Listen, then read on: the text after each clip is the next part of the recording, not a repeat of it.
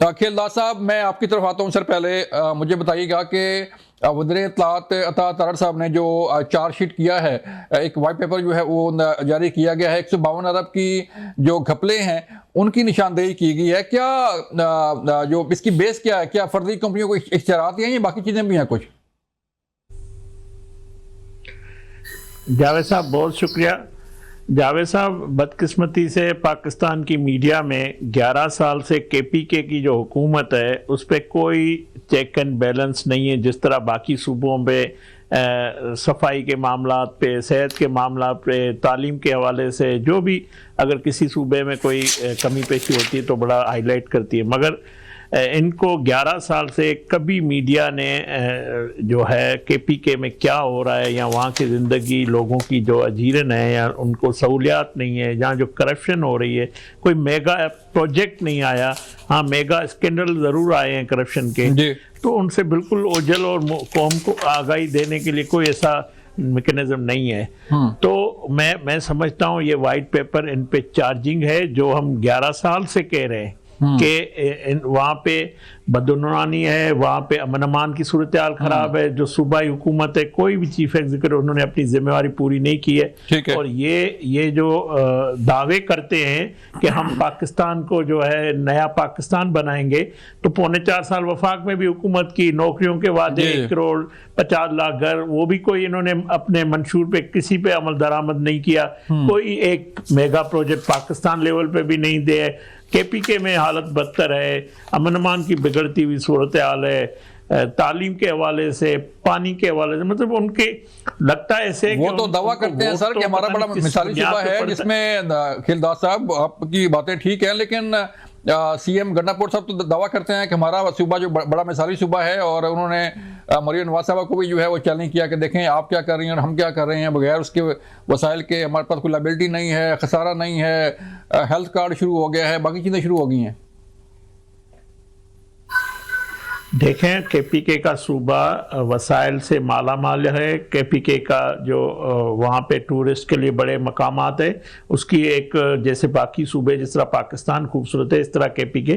میں گورننس کی بات کر رہا ہوں، میں طرز حکمرانی جو 11 سال کی ہے اس پہ بات کرتا ہوں کہ کے پی کے عوام سے یہ ووٹ تو لیتے ہیں جانسا دے کر یا کسی بھی طرح 2 حکومتیں بنائی ہے، مگر ڈیلیور 1% بھی نہیں کیا ہے. کوئی ایسی کارکردگی ہو، ایسا کوئی ماڈل ہو یا ایسا کوئی جو مطلب کہا جائے کہ کے پی کے یہ کام کیا ہے حکومت نے.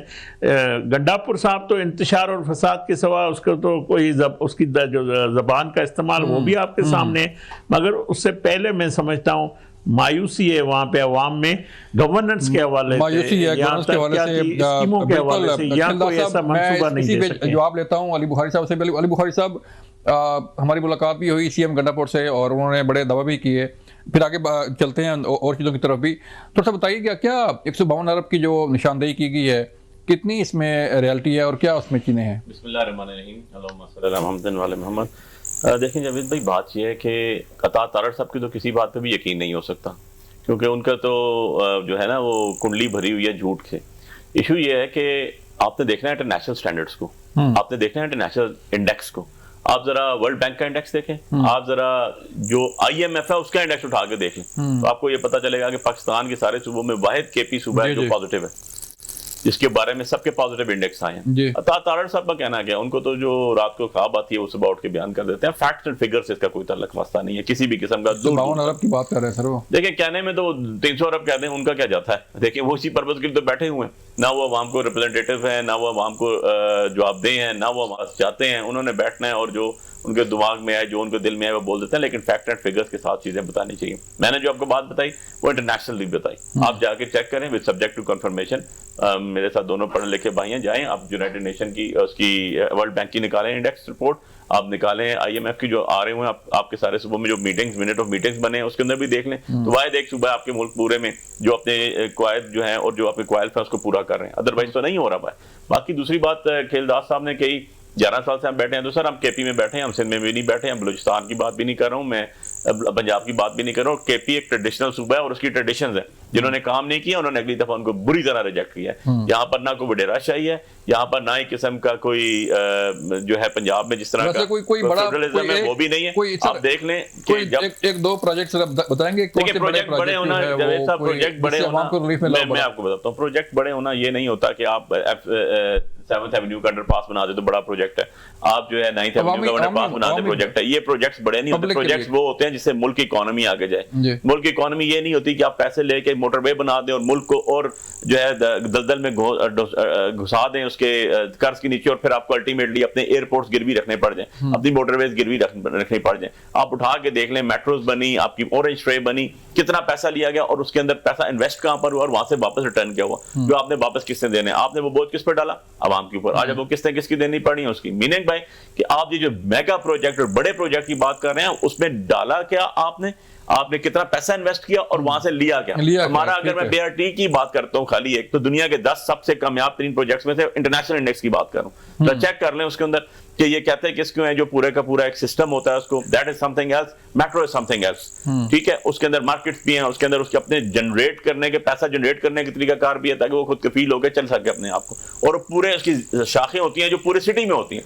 ये नहीं कि आपको एक रोड पे आने के लिए पहले टैक्सी पकड़नी पड़ जाए, बाइक पकड़ना पड़ जाए, फिर तो उनके जो इंडेक्स है उनका तो कोई मुंह सारी कोई नहीं है। और जो इंडेक्स बोल रहे हैं कादर मंदोखेल साहब, इंडेक्स बोल रहे हैं सर, अली बुखारी साहब कह रहे हैं कि इंडेक्स जो है बोलते हैं कि केपी काफी आगे जा रहा है, तो लेकिन कोई आपके इल्म में है कोई ऐसा बड़ा प्रोजेक्ट जिससे कोई आवाम को फायदा हुआ हो और जिसमें कोई बेहतरी आई हो आवाम की जिंदगी में?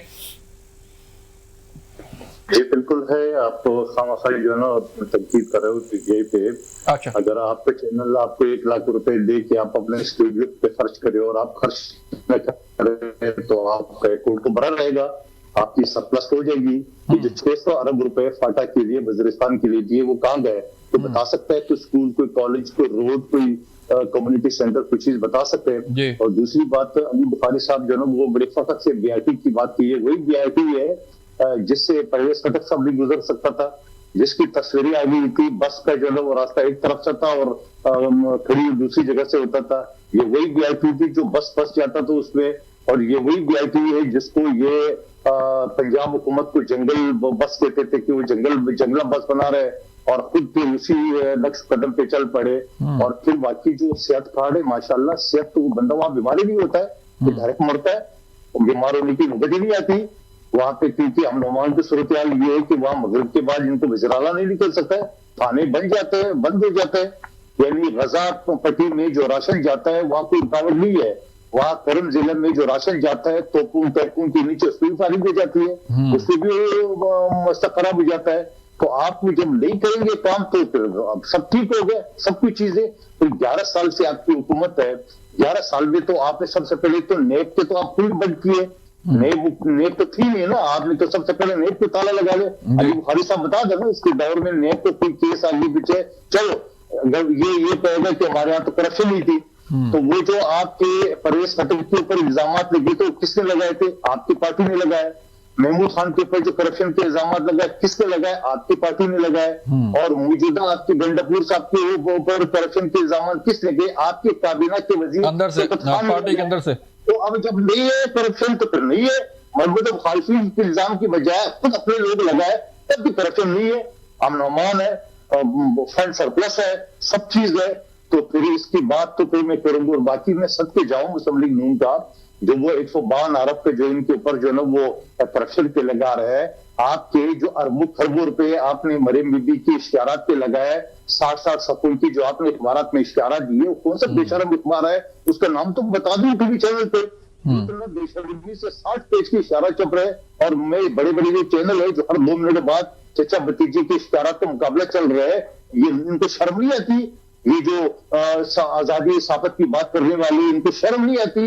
जो फुका डिनेस के खिलाफ बात करने वाली, इनको शर्म नहीं आती कि 2 टके मिल जाए तो अपना जमीन ही बेचती है, अपना साहब के 2 मेरे पास बंदा चाहता है कादर मंदोखेल साहब, मुझे एक